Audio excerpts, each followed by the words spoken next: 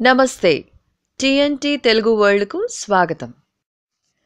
మా latest videos notification కోసం subscribe చేసుకొని బెల్ ఐకాన్ని యాక్టివేట్ చేసుకోండి.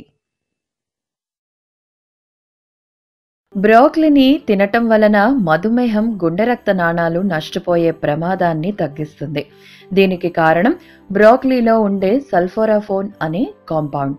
డయాబెటీస్లో 2 రకాలు ఉన్నాయి. టైప్ 1 ఇన్సులిన్ తీసుకునేవారు, టైప్ 2 ఇన్సులిన్ తీసుకోనని వారు కానీ ఆహారపు అలవాట్లలో మార్పు కలవారు. టైప్ 1 డయాబెటీస్ కలవారు డాక్టర్ని సంప్రదించకుండా ఎలాంటి స్వంత చికిత్స తీసుకోకూడదు. ఇప్పుడు మేము చెప్పబోయే పద్ధతి ఫాలో అయ్యే ముందు 7 రోజులు లివర్ని పరిశుభ్రత చేసే ఆహారం తీసుకోవాలి. ఉదాహరణకు వెల్లుల్లి, బీట్రూట్, క్యారెట్, నిమ్మకాయ, ఆకుకూరలు, యాపిల్ మొదలైనవి. తర్వాత అమెరికన్ డాక్టర్ ఆండర్సన్ కనుగొన్న పద్ధతిని అవలంబించండి. ఈ పద్ధతి 21 రోజులు పాటించాలి.